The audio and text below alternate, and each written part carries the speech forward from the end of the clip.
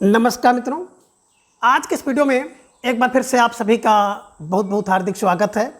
हम आशा करते हैं कि आप सभी स्वस्थ होंगे, मस्त होंगे और पूरी तरह से अपनी तैयारी में व्यस्त होंगे।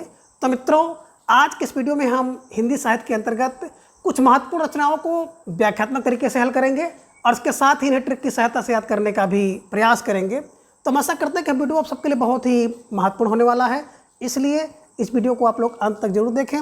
चैनल पर नए हैं तो चैनल को सब्सक्राइब कर लें और इसके साथ ही अगर आपको थोड़ा सा भी उचित लगे तो वीडियो को लाइक करें और इससे अपने जो परिचित लोग हैं उनके पास भी शेयर करें। और इसके पूर्व की वीडियो में हम लोगों ने कुल 100 प्रश्नों को देखा था, तो आज के इस वीडियो में उसके आगे के प्रश्नों को हम लोग जानेंगे। तो जैसा कि स्क्रीन पर आप देख पा रहे हैं, आप संख्या 101 काहे बिन रहियो न परत, कहे राम रस ना परत पंक्ति है ना। काहे बिन रहो ना परत, कहे राम रस ना परत पंक्ति किसकी है? का रामानंद, खा तुलसीदास, गा नाभादास या घा रहीमदास। तो धीरे धीरे ढेर सारे भाई बहनों का जवाब भी आ गया कि सर जहाँ पे राम की बात आती है तो मान के चलिए कि 80% बातें तो बिल्कुल तुलसीदास पे जाती हैं, है ना। काहे बिन रहो ना परत, कहे राम रस ना परत, तुलसी के अलावा कहीं राम रस नहीं पड़ता है। ठीक है, चलिए। अब संख्या 102 है कि मन रे परस हरि के चरण पंक्ति किसकी है? प्यारा सा प्रश्न आपकी स्क्रीन पर है, जवाब आपको देना है कि मन रे परस हरि के चरण, का मीराबाई, खा तुलसीदास, गा नाभादास, घा रहीमदास। तो प्रश्न संख्या 102 का जवाब भी आ गया कि मन रे परस हरि के चरण, मेरा, मेरे मन, मेरा मन, मेरी मन, परस किसके? हरि के चरण, मेरे मन, मन रे परस हरि के चरण। तो मेरे फार मीरा को ध्यान में रख लीजिएगा, मीराबाई द्वारा कही गई ये पंक्ति है, उक्ति है, ध्यान में रख लीजिएगा। ठीक है, चलिए। प्रश्न संख्या 103 है कि छार उठाई लीन एक मुट्ठी, दीन उड़ाई पृथ्वी झूठी पंक्ति है। अब किसकी ये पंक्ति है? तो सबसे पहले आपको जवाब देना है का जायसी, खा कुतुबन, गा नूर मोहम्मद या घा उस्मान की। तो ढेर सारे भाई बहनों का जवाब आगे सब विकल्प का को लॉक किया जाए, का जायसी इज राइट आंसर। और बात करें जायसी की जो रचना है पद्मावत, उसी पद्मावत से ये पंक्ति ली गई है कि छारी उठाई लीन एक मुट्ठी, दीन उड़ाई पृथ्वी झूठी। ठीक है, चलिए। संख्या 104 है कि मौसम कवन कुटिल खलकामी। तो मौसम कवन कुटिल खलकामी पंक्ति है, किसकी पंक्ति है? का कह रहे हैं कि यशोदास की, खा रस खान की, गा चरणदास की या घा सूरदास की। तो आपको जवाब देना है और बड़ा प्यारा सा प्रश्न है, आसान सा भी है। तो आप सबका जवाब भी तेजी के साथ आ गया कि सर विकल्प घा को लॉक किया जाए। विकल्प घा सूरदास इज राइट आंसर, है ना। कि मौसम कुटिल, मौसम कौन कुटिल खलकामी, सूरदास। अब देखिए सूरदास जी कह रहे हैं कि मेरे समान कोई कुटिल और खलकामी नहीं है।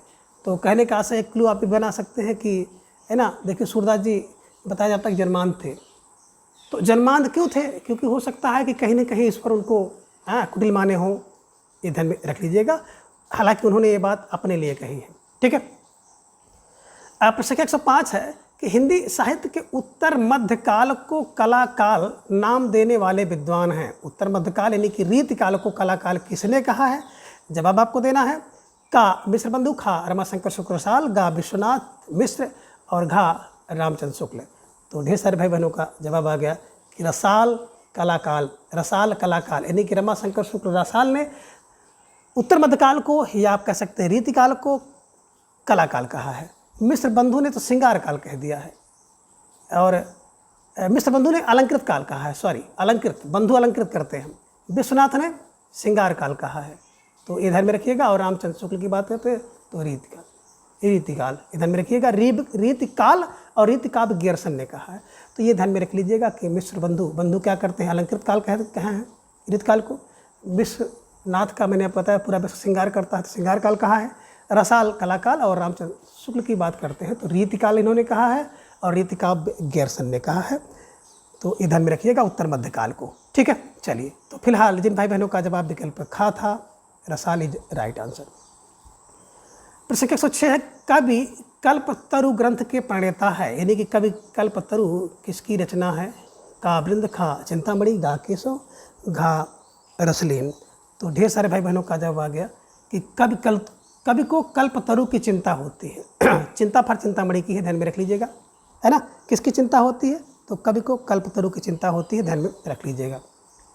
यहाँ पे देखिए घा में आपको रसलीन दिखाई दे रहे हैं। दो प्रसिद्ध रचना इनकी है, एक तो अंग दर्पण और दूसरा रस प्रबोध, है ना, ये ध्यान में रखिएगा। और केशवदास की तो आपने ढेर सारी रचनाएँ पढ़ी होंगी, कप्रिया, रसिक प्रिया, विज्ञान गीता, रामचंद्रिका, है ना, तो ये ध्यान में आप रख लीजिएगा।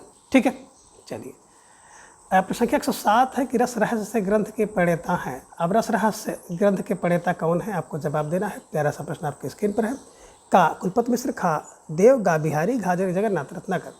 तो ढेर सारे भाई बहनों का जवाब भी आ गया कि रस का जब रहस्य लेना हो ना तो कुल लीजिए, कुलपति रस का रहस्य लेते हैं, कुलपति रस का रहस्य लेते हैं, यानी कि कुलपति मिश्र द्वारा रस रहस्य ग्रंथ लिखा गया है, ध्यान में रख लीजिएगा। प्रश्न संख्या 108 है भवानी विलास ग्रंथ के प्रणेता हैं।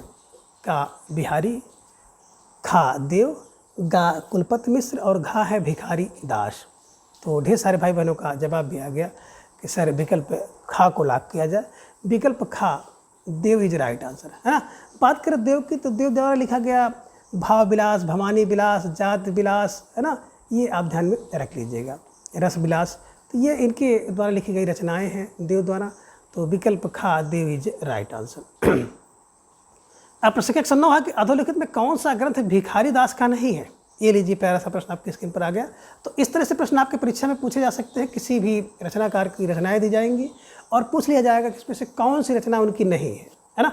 तो का रस सारांश, खा काव्य निर्णय, गा शतरंज शतका और घा है देव माया प्रपंच। तो ढेर सारे भाई बहनों ने जवाब भी दे दिया। अक्सर विकल्प घा को लॉक किया जाए। विकल्प घा देव माया प्रपंच की बात करते हैं तो देव माया प्रपंच जो है ना, ये बिल्कुल देव की रचना है, ये भिखारी दास की रचना नहीं है ना। बाकी भिखारी दास की बात करते हैं तो रस का सारांश कौन लेता है? भिखारी लेता है। मैंने आपको ट्रिक बताया था। काव्य का निर्णय भिखारी करते हैं, शतरंज का भिखारी करते हैं, अमर कोश भिखारी के पास होता है, नाम कोश भिखारी के पास होता है। तो ऐसे ऐसे कुछ रचनाएँ हैं जिनको मैंने ट्रिक की सहायता से बहुत पहले ही करा दिया है। अगर आप नए हैं और आपको ट्रिक से याद करना है तो चैनल की प्लेलिस्ट में टीजीटी या पीजीटी को ओपन कर लीजिए और जाकर के सारी वीडियो को आप ट्रिकी वे में लर्न कर सकते हैं। ठीक है, तो फिलहाल विकल्प घा इज राइट आंसर। अब प्रश्न 110 है कि भिखारी दास के आश्रयदाता का नाम है, यानी कि भिखारी दास के आश्रयदाता कौन थे। का राम सिंह, खा हिंदुपति सिंह, गा शिवाजी या फिर घा शाहजी भोसले। तो प्रश्न संख्या 110 का जवाब भी आ गया कि विकल्प खा हिंदुपति सिंह इज राइट आंसर, है ना। भिखारी किसका दास है? तो हिंदुपति का दास है, हिंदुपति सिंह इज राइट आंसर। प्रश्न संख्या 111 है कि रस प्रबोध ग्रंथ के प्रणेता हैं। ये लीजिए प्यारा सा प्रश्न, रस प्रबोध ग्रंथ के प्रणेता कौन है। का रसलीन, खा तोष, गा पद्माकर, घा प्रताप शाही। तो ढेर सारे भाई बहनों का जवाब आ गया कि रस प्रबोध है ना, रस के प्रबोध लेने में लीन है। तो लीन फा रसलीन को ध्यान में रख लीजिएगा। और इनकी एक रचना और है अंग दर्पण। तो मैंने आपको बताया था कि अंग को दर्पण में देखने में लीन है ना। तो लीन का मतलब रसलीन को ध्यान में रख लीजिएगा कि एक तो रस का प्रबोध लेने में लीन है, दूसरा अंग को दर्पण देखने में लीन है। तो लीन फा रसलीन को ध्यान में रख लीजिएगा और बिल्कुल ट्रिकी वे में ऐसे इनको दिमाग में बैठा लीजिएगा। अब प्रश्न 112 है कि जग विनोद ग्रंथ के प्रणेता हैं, यानी कि जग विनोद ग्रंथ किसका है। का सुखदेव मिश्र, खा पद्माकर, गा बेनी परवीन या घा राम सिंह का। तो प्रश्न संख्या 112 का जवाब भी आ गया कि जग विनोद, है ना। जग में विनोद कौन करता है?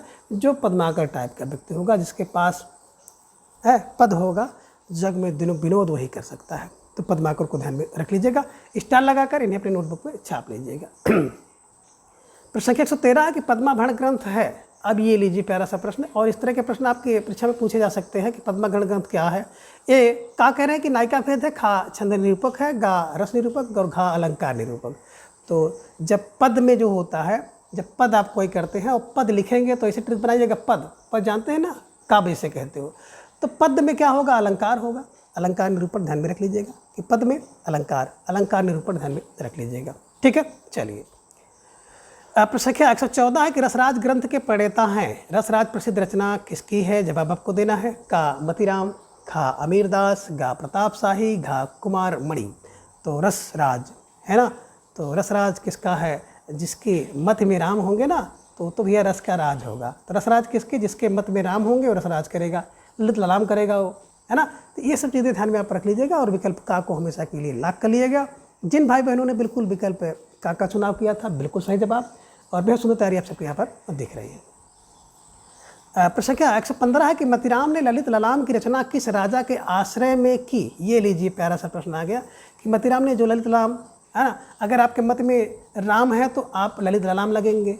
तो कह रहे हैं किसके आश्रय में रहकर किया? का भोगनाथ, खा ज्ञानचंद्र, गा भाव सिंह या घा जहांगीर। तो भैया क्या होगा? गा भाव, है ना। देखिए जिसके मत में राम होंगे, है ना, और वह व्यक्ति ललित ललाम होगा, तो ललाम होगा तो एक भाव उसके अंदर रहेगा। तो भाव फार भाव सिंह के यहाँ रह करके इन्होंने ललित ललाम नामक ग्रंथ की रचना की थी। ठीक है, चलिए। प्रसंग 116 है कि कवि भूषण को भूषण उपाधि किसने दिया? ये है ना, आसान सा प्रश्न है। कवि भूषण को भूषण उपाधि किसने दिया? का सोलंकी राजा रुद्राम ने, खा औरंगजेब, गा शिवाजी, घा छत्रसाल। तो ढेर सारे भाई बहनों का जवाब है अक्सर विकल्प का को लॉक किया जाए। विकल्प का सोलंकी राजा रुद्राम इज राइट आंसर, है ना। देखिए भूषण को जो है भूषण उपाधि देने वाले कौन थे? सोलंकी राजा रुद्राम। इनका नाम घनश्याम, मणिराम, पतिराम बताया जाता है, ये ध्यान में रख लीजिएगा। कभी कभी प्रश्न बन जाता है कि इनका मूल नाम क्या था, तो कहीं कहीं पतिराम, कहीं कहीं मणिराम मिलता है और कहीं कहीं घनश्याम मिलता है, तो ये ध्यान में रख लीजिएगा। ठीक है। प्रश्न 17 है कि कवि भूषण के आश्रयदाता थे। हाँ, कब भूषण के आश्रयदाता कौन थे आपको जवाब देना है। और विकल्प का में देख रहे हैं शिवाजी, खा में साहू जी, गा में छत्रसाल बुंदेला और घा तीनों थे। तो आप सबका जवाब भी आ गया अक्सर विकल्प घा तीनों थे इज राइट आंसर। ठीक है, चलिए। प्रश्न 118 है कि पद्माकर के ग्रंथ पद्माभरण में कितने अलंकार हैं? अभी आपने देखा था पद्माभरण का विषय क्या है? अलंकार है। तो कह रहे कितने अलंकार हैं, ये प्रश्न पूछा जा सकता है ना, कि पद्माकर के पद्माभरण में कितने अलंकार हैं? तो बिल्कुल पूरे का कह रहे 105, खा 100, गा 200 या घा 50। तो ढेर सारे भाई बहनों ने जवाब दे दिया अक्सर विकल्प खा को लॉक किया जाए। विकल्प खा 100 अलंकार इज राइट आंसर। पूरे 100 अलंकार हैं पद्माकर के पद्माभरण में। ठीक है। प्रश्न 119 है कि बिहारी सतसई के प्रथम टीकाकार माने जाते हैं, यानी कि बिहारी सतसई रचना किसकी? बिहारी जी की। कह रहे कि इसके प्रथम टीकाकार कौन हैं या किसे माना जाता है?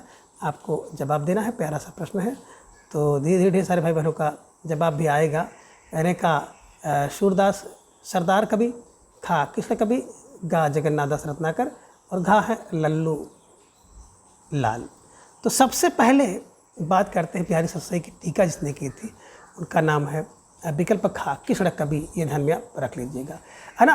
कृष्ण कवि ने सबसे पहले बिहारी सतसई की टीका की थी, ये ध्यान में आप रख लीजिएगा। और बिहारी सतसई को पद्म सिंह शर्मा ने शक्कर की रोटी भी कहा है, ये ध्यान में रख लीजिएगा। ठीक है, चलिए। प्रश्न 120 है कि बिहारी सतसई का उर्दू शेरों में अनुवाद करने वाले हैं? का आनंदीलाल, खा मुंशी देवी प्रसाद, का परमानंद दास और घा अंबिका दत्त व्यास। तो देखिए उर्दू में कौन कर सकता है ना।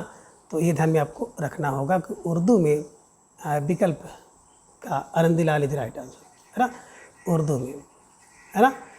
और फिरंगी शीर्षक से किया है, सतरंगी फिरंगी, है ना। तो आनंदी बिहारी सतसई की उर्दू में आनंद लेने के लिए आनंदीलाल ने किया, ऐसा कुछ भी बना लीजिएगा और इन्हें बैठा लीजिएगा। ठीक है। अब प्रश्न 121 है कि बिहारी सतसई पर किस ग्रंथ का प्रभाव नहीं है? इनमें से कोई एक ग्रंथ है जिसका प्रभाव नहीं है, बाकी 3 ग्रंथों का प्रभाव है। तो ढेर सारे भाई बहनों का जब आगे अक्सर विकल्प है ना, एक बार देख लीजिए। गाथा सप्तशती, निज शतक, आर्य शतक और अमरूप शतक। तो जवाब भी आना शुरू हो गया अक्सर खा को लाख किया जो निज शतक का, है ना। बिहारी की जो 27 थी उस पर निज शतक का कोई प्रभाव नहीं था। गाथा अमर हो गई, मैंने आपको बताया था, गाथा अमर हो गई, गाथा सप्तशती, आज से आर्या और अमरूप। ठीक है, ये तीनों का प्रभाव बिहारी सतसई पे है, लेकिन निज शतक का प्रभाव नहीं था। प्रश्न 122 है कि यमक सतसई के प्रणेता माने जाते हैं, यानी कि यमक सतसई रचना के प्रणेता कौन है? जवाब आपको देना है। का वृंद, खा रसनिधि, गा कृष्ण कवि, घा नृप शंभु। तो प्रश्न संख्या 122 का जवाब भी आ गया अक्सर। जो यमक सतसई है ना, वृंद की है, तो यमक सतसई वृंद की है। तो वृंद फार वृंद को ध्यान में रख लीजिएगा कि यमक सतसई वृंद की। ठीक है। प्रश्न संख्या 123 है कि घनानंद किस बादशाह के आश्रय में थे। आपको जवाब देना है कि घनानंद किस बादशाह के आश्रय में थे। का औरंगजेब, खा आजम शाह, गा मोहम्मद शाह रंगीले, घा बहादुर शाह जफर। तो प्रश्न संख्या 123 का जवाब भी धीरे धीरे आना शुरू हो गया कि सर जो घनानंद है ना, घनानंद कहाँ मिलेगा? घनानंद जहाँ पे व्यक्ति रंगीले होंगे, तो रंगीले टाइप के जब व्यक्ति होंगे तो बड़ा आनंद करते हैं, तो आनंद को ध्यान में रख लीजिएगा। घनानंद मोहम्मद शाह रंगीला के आश्रित कवि थे, ध्यान में रख लीजिएगा। प्रश्न संख्या 124 है कि घनानंद किस संप्रदाय में दीक्षित थे। का राधा वल्लभ संप्रदाय, खा निम्बार्क संप्रदाय, गा सखी या घा चैतन्य संप्रदाय। तो ढेर सारे भाई बहनों का जवाब भी आ गया कि जब घनानंद होगा तो व्यक्ति क्या करेगा? निम्बार्क संप्रदाय में दीक्षित होगा। निम्बार्क, ठीक है, ये ध्यान में रख लीजिएगा। ठीक, चलिए। प्रश्न संख्या 125 है कि ये साक्षात रसमूर्ति और ब्रजभाषा काव्य के प्रधान स्तंभों में से एक हैं। घनानंद के बारे में किस विद्वान का कथन है? का हजारी प्रसाद द्विवेदी, खा रामचंद्र शुक्ल, गा डॉक्टर नागेंद्र, घा नंद दुलारी वाजपेयी। जवाब आपको देना है। प्रश्न संख्या 125 आपकी स्क्रीन पर है और ढेर सारे भाई बहनों का जवाब आगे अक्सर विकल्प खा को लाग किया जाए, है ना। ये साक्षात रसमूर्ति और ब्रजभाषा के प्रधान स्तंभों में से एक है, one of them Ramchandra Shukla का कथन है ना। साक्षात रस की मूर्ति राम, साक्षात रस की मूर्ति राम, ठीक है। राम फर रामचंद्र शुक्ल को ध्यान में रख लीजिएगा। प्रश्न संख्या 126 है कि श्याम स्नेही काव्य ग्रंथ के प्रणेता है, यानी कि श्याम स्नेही किसका ग्रंथ है, किसकी रचना है? आपको जवाब देना है। का घनानंद, खा आलम, गा ओझा, घा ठाकुर। तो 126 प्रश्न का भी जवाब आ गया कि विकल्प खा को लाग किया जाए, है ना। श्याम का स्नेही कौन है? बोले एक दो नहीं, पूरा आलम है। आलम फार आलम को ध्यान में रख लीजिएगा और स्टार लगाकर इन्हें अपने दिमाग में बैठा लीजिएगा, है ना, कि श्याम का स्नेही पूरा आलम है। पूरा आलम फार आलम को ध्यान में रख लीजिएगा, ठीक है। चलिए, अब प्रश्न संख्या 127 है कि रीत मुक्त कवि बोधा की प्रेयसी का नाम। जो बोधा हैं इनकी प्रेयसी माने प्रेमिका का क्या नाम था? का कह रहे हैं कि शेख रंगरेजिन था। खा सुभान, गा सुजान या घा है श्यामा। तो आपको जवाब देना है कि जो बोधा हैं, बोधा की प्रेयसी का क्या नाम था? तो ढेर सारे भाई बहनों का जवाब आ गया कि सुभान था, है ना। बोध कब होता है? जब कोई व्यक्ति शुभ आन होता है तो उसको बोध हो जाता है। सुभान बोध, सुजान घनानंद की, शेख रंगरेजिन तो आलम की थी। तो ये कहने का आशय है कि जितने भी रीत काल के कवि उनकी जो प्रेयसी हैं, इससे संबंधित प्रश्न हो सकता है आपकी परीक्षा में पूछ लिया जाए, तो ध्यान में रख लीजिएगा। छोटा सा प्रश्न होता है लेकिन कभी कभी भारी पड़ जाता है, ठीक है। चलिए, प्रश्न संख्या 128 इश्कनामा ग्रंथ के प्रणेता हैं। बिल्कुल आपको जवाब देना है इश्कनामा, और इसी से मिलती जुलती रचना है इश्कलता, है ना। तो फिलहाल आपको जवाब देना है कि इश्कनामा ग्रंथ के प्रणेता कौन है? गा बोधा, खा ठाकुर, गा घनानंद, गा आलम। तो ढेर सारे भाई बहनों का जवाब आ गया कि सर इश्कनामा जो है ना बोधा की रचना है। नाम से बोध होता है तो बोधा ध्यान में रखिएगा, और इश्कलता, लता घनी होती है तो घनानंद को लगाइएगा। तो इश्कलता, लता घनी होगी, घनानंद की इश्कलता, और नाम बोध होता है। किसी का बोध करने के लिए उसके नाम से हम लोग बुलाते हैं, तभी तो उसका बोध होगा। तो नाम फार इश्कनामा बोधा जी की रचना है, ध्यान में रख लीजिएगा, ठीक है। चलिए, प्रश्न संख्या 129 है कि रीतकालीन मुक्त धर्मी कवि ठाकुर किस राजा के आश्रित थे? यानी कि ठाकुर कवि किसके आश्रय में रह कर के कविता करते थे? का राजा परीक्षित, खा खेत सिंह, गा मोहम्मद शाह रंगीले या घा आजम शाह। तो प्रश्न संख्या 129 का जवाब भी धीरे धीरे आ गया कि रीतकालीन जो मुक्त धर्मी कवि ठाकुर हैं वो राजा परीक्षित के समय में रहते थे। का राजा परीक्षित इज राइट आंसर। प्रश्न संख्या 130 है कि अखिया मुदबे के मिशान अचानक पीठ उरोज लगावे पंक्ति है। किसकी पंक्ति है? तो आप सबको जवाब देना होगा, और प्रश्न संख्या 130 के जो विकल्प हैं आपके सामने आ गए। प्रश्न एक बार मैं फिर आपको बता दे रहा हूँ कि अखिया मुदबे के मिशान अचानक पीठ उरोज लगावे पंक्ति किसकी है? का भूषण, खा पद्माकर, गा चिंतामणि, घा सेनापति। तो अचानक अगर किसी की आँख मुद जाती है तो क्या होगा? चिंता होती है। तो चिंता फार चिंतामणि को ध्यान में रख लीजिएगा, ठीक है। चलिए, प्रसंख्या 131 है कि अभिधा उत्तम काव्य है, मध्य लक्षणालीन, अधम व्यंजना रस कुटिल, उलटी कहत नवीन उक्ति है। का कह रहे देव की, खा चिंतामणि की, गा केशवदास की या घा भिखारी दास की। तो यहाँ पे ध्यान रख लीजिएगा, का जो है देव है ना। तो ढेर सारे भाई बहनों का जवाब भी आ गया, अक्षर विकल्प का देव को लाभ किया जाए। देव की पंक्ति है, बड़ी प्रसिद्ध पंक्ति है, ध्यान में रख लीजिएगा कि अभिधा उत्तम काव्य है, मध्य लक्षणालीन, अधम व्यंजना रस कुटिल, उल्टी कहत नवीन। ठीक है, चलिए। प्रसंख्या 132 है कि डार दुर्म पलना बिछौना नव पल्लन के, पंक्ति किसकी है। का ग्वाल कवि, खा पृथ्वी सिंह, गा देवदत्त या घा पद्माकर की। तो आपको जवाब देना है कि डार द्रुम पलना बिछौना नव पल्लन के, विकल्प है गा देवदत्त इज राइट आंसर, है ना। ये ध्यान में आप रख लीजिएगा। प्रसंख्या 133 है कि कवि की रीत सिखो सु कबिन सो पंक्ति है ना। कवि की रीत सिखो सु कबिन सो पंक्ति किसकी है। का बिहारी, खा भिखारी दास, गा राम सहाय, घा बेनी प्रवीण। तो प्रसंख्या 133 का जवाब भी धीरे धीरे आना शुरू हो गया कि सर विकल्प खा को लाग किया जाए। विकल्प खा भिखारी दास इज राइट आंसर, है ना। काव्य की रीत सीखो सो कवि सो भिखारी से सीखे। काव्य की रीत अगर आपको सीखना है तो भिखारी से सीखो। ठीक है, किससे सीखो, भिखारी से। भिखारी पर भिखारी दास को ध्यान में रख लीजिएगा। प्रसंख्या 134 है कि फागु की भीर अभीरन में गहि गोविंद लई गए भीतर गोरी।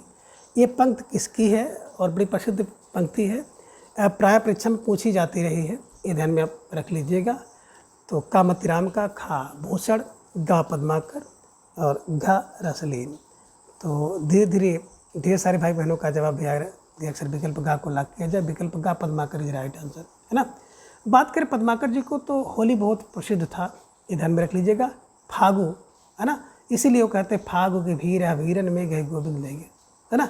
तो पद्माकर, पद्माकर है। ठीक है, चलिए।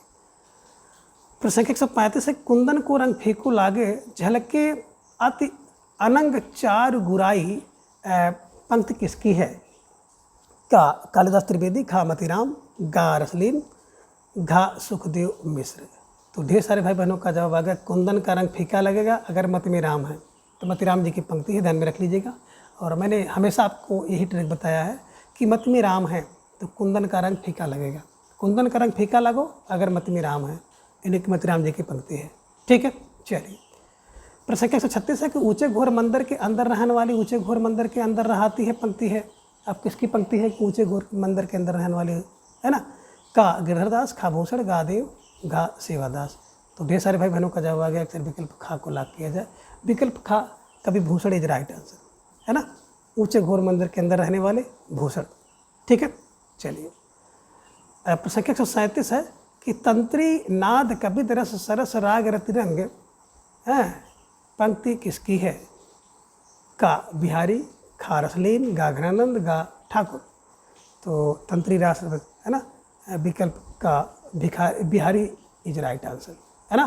तंत्री रास कवित रस सरस राग रतिरंग अन डूबे डूबे तिरे जो डूबे तिर जाए।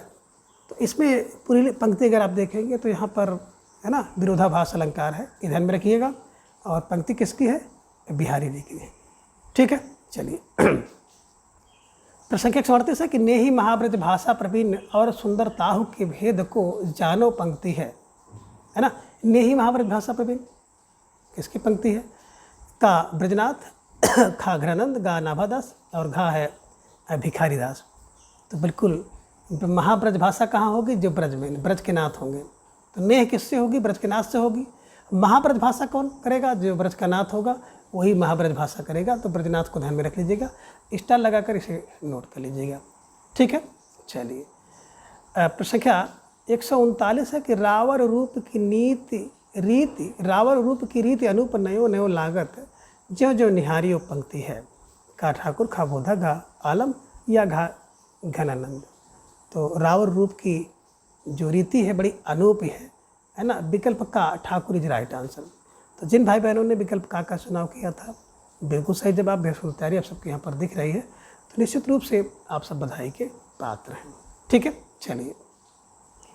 अब प्रसंख्या 140 है कि अति छीन मृणाल के तारहुते ते ऊपर पाँव दे आ बनो है पंक्ति किसकी है कि अति छीन मृणान के तारन ते ऊपर पाँव दे आ बनो है पंक्ति किसकी है। आपको जवाब देना है का बोधा खा ठाकुर गा घनंद घा आलम। तो ढेर सारे भाई बहनों का जवाब आ गया कि ये बोधा की पंक्ति है। अति छीन मृणान तार होके तो बोधा फार बोधा को ध्यान में रख लीजिएगा और स्टार लगा कर इसे रट लीजिएगा। ठीक है, चलिए अब प्रश्न 141 है कि सीख लीनो मीन मृग खंज कमल नयन पंक्ति है किसकी पंक्ति है। का ठाकुर खा बोधा गा घनानंद घा आलम। तो प्रश्न 141 का जवाब भी आ गया कि विकल्प का यानी कि ठाकुर को ध्यान में रख लीजिएगा और स्टार लगा कर इन्हें रट लीजिएगा, है ना। तो मृग खंज कमल कमल मृग खंज कमल ठाकुर ठाकुर को ध्यान में रख लीजिएगा। अब प्रश्न 142 है कि ऋतु वर्णन के लिए रीतकालीन कवियों में सर्वाधिक प्रसिद्ध कौन है। का देव खा बिहारी गा सेनापति घा ठाकुर। तो ऋतु वर्णन के लिए अगर हम लोग बात करते हैं ना तो विकल्प गा सेनापति, है ना। सेनापति जो है ऋतु वर्णन के लिए बहुत प्रसिद्ध है और आप कह सकते हैं कि सर्वाधिक प्रसिद्ध जो सेनापति ऋतु वर्णन के लिए है ना। ठीक है, चलिए प्रश्न 143 है कि बिहारी सत्सई ग्रंथ है। अब बिहारी सत्सई ग्रंथ के विषय में पूछ रहे हैं कौन सा ग्रंथ है, किस प्रकार का ग्रंथ है। का कह रहे हैं कि लक्ष्य खा लक्षण गा उदाहरण गा घा टीका ग्रंथ है। तो प्रश्न संख्या 143 का जवाब आ गया अक्षर विकल्प खा को लाग किया जाए लक्ष्य ग्रंथ है। बिहारी सत्सई एक लक्ष्य ग्रंथ है, ध्यान में रख लीजिएगा। प्रश्न संख्या 144 है कि हिंदी साहित्य के उत्तर काल को श्रृंगार काल नाम देने वाले विद्वान हैं और इस प्रश्न की चर्चा एक बार हो भी चुकी है, हालांकि दूसरे रूप में था। अब इस बार थोड़ा दूसरे रूप में आ गया है कि श्रृंगार काल किसने कहा है, उत्तर मध्य काल को यानी कि रीत काल को। आचार्य रामचंद्र शुक्ल खा मिश्र बंधु गा रमाशंकर शुक्लसाल और घा है विश्वनाथ। तो मैंने आपको बताया था और आपका जवाब भी आया सब विकल्प घा को लाग किया जाए Vishwanath Prasad Mishra is right answer, है ना। श्रृंगार कौन करता है, श्रृंगार तो पूरा विश्व करता है, तो विश्व फार विश्वनाथ को ध्यान में रखिएगा। रसाल कलाकाल काल ये ध्यान में रख लीजिएगा, रसाल कलाकाल। मिश्र बंधु अलंकृत काल अलंकृत करते हैं और रामचंद्र की रीति काल, है ना। और रीति काव्य भी एक नामकरण हुआ है गियरसन महोदय द्वारा, तो ये ध्यान में आप रख लीजिएगा, स्टार लगाकर बिल्कुल अपने नोटबुक में दर्ज कर लीजिएगा। ठीक है, चलिए अब प्रश्न संख्या 145 है कि तुलसीदास को आप देख रहे हैं और इस प्रकार के प्रश्न कह रहे हैं कि इनके जन्म स्थान को बताना है। कुल 5 प्रश्न आप देखेंगे, अधोलिखित कवियों के जन्म स्थान बताइए, है ना। जिनमें पहला प्रश्न आप देख रहे हैं कि 145 के रूप में तुलसीदास का जन्म स्थान कहाँ पे हुआ था। का मथुरा खा सोरो गा दिल्ली घा राजापुर। तो बिल्कुल कोई समय नहीं लिया और सबने बड़ी तेजी के साथ इसका जवाब दिया, राजापुर इज राइट आंसर। प्रश्न 146 है जायसी का जन्म स्थान कहाँ पे है। का रायबरेली खा अमेठी गा जौनपुर घा काशी। तो अब आपको जवाब देना है, चूँकि यहाँ पे रायबरेली और रा को रायबरेली कर लीजिए और अमेठी दोनों आपको दिखाई दे रहा है, जौनपुर और काशी तो आपने बिल्कुल पहले ही काट लिया, लेकिन 2 विकल्प आपके सामने मिलते हैं। अब जवाब आपको देना है और आपका बिल्कुल सही जवाब होगा रायबरेली। रायबरेली में एक जायस नामक स्थान है, उसी जायस नामक स्थान पर जायसी जी का जन्म हुआ था। ठीक है, चलिए प्रश्न संख्या 147 है केशवदास का जन्म कहाँ पर हुआ। का ओरछा खा जैतपुर गा इटावा घा आगरा। तो ढेर सारे भाई बहनों का जवाब भी आना शुरू हो गया कि केशवदास ओरछा में, कहाँ पर, ओरछा में, है, ये ध्यान में रख लीजिएगा। अब प्रश्न संख्या 148 है कि घनानंद का जन्म कहाँ पे हुआ। का मेरठ खा बुलंदशहर गा दिल्ली और घा कानपुर। तो देखिए भैया, जहाँ पे घनानंद होगा ना वहाँ पे रंगीले टाइप के व्यक्ति होंगे, है ना, और वहाँ पे इसकी लता घनी होगी घनानंद की, और वो शहर बड़ा बुलंद होगा, तो बुलंदशहर जहाँ पे घनानंद होगा, घना आनंद मिलेगा, वहाँ का शहर बुलंद होगा, वहाँ के लोग रंगीले टाइप के होंगे, रंगीला, वहाँ की लता घनी होगी। तो ऐसे कुछ किलो बना करके इनको ऐसे बैठा लेना है। ठीक है, चलिए प्रश्न संख्या 149 है कि देव कवि का जन्म स्थान कहाँ पे है। का इटावा खा ओरछा गा बुलंदशहर और घा प्रयाग। तो मैंने आपको बताया था ना कि देवा देवा देवा देवा देवा देवा, देव से देव और देवा वा से इटावा इटवा इटवा, है ना। तो देव का जन्म कहाँ पे हुआ, देवा देवा, इटावा में, इटावा व इटावा, है, ये ध्यान में रख लीजिएगा और स्टार लगाकर इसे अपनी नोटबुक में दर्ज कर लीजिएगा। प्रश्न संख्या 150 है कि पद्माकर का जन्म कहाँ पर हुआ था? का बांदा, खा अंतर्वेद, गा तिकवापुर और घा काशी। तो ढेर सारे भाई बहनों का जवाब भी आ गया कि सर विकल्प गा को लॉक किया जाए। विकल्प गा तिकवापुर इज राइट आंसर, है ना, पद्माकर तिकवा है। और बात करें तो चिंतामणि का इनके भाई थे, तो इनका भी जन्म तिकवापुर में हुआ था। और भूषण, कवि भूषण को ध्यान में रख लीजिएगा, तिकवा। ठीक है, तो कहने का आशा है कि इस प्रश्न को आप ध्यान में रख लीजिएगा कि पद्माकर का जन्म कहाँ पे हुआ था? विकल्प खा तिकवापुर इज राइट आंसर। ठीक है, चलिए तो मित्रों, आज के इस वीडियो में बस इतना। आप सभी अपना बेहद ख्याल रखें और अपना अधिक से अधिक समय अपने अध्ययन पर लगाएं। अपना प्रेम, स्नेह, विश्वास इस तरह से चैनल पर बनाए रखें। प्रत्येक दिन आप सभी सुबह जुड़ करके हमारे साथ अपनी तैयारी को जांचते, परखते और बूस्ट करते हैं। इसके लिए तहे दिल से बहुत सारा आभार, धन्यवाद, नमस्कार, बाय बाय।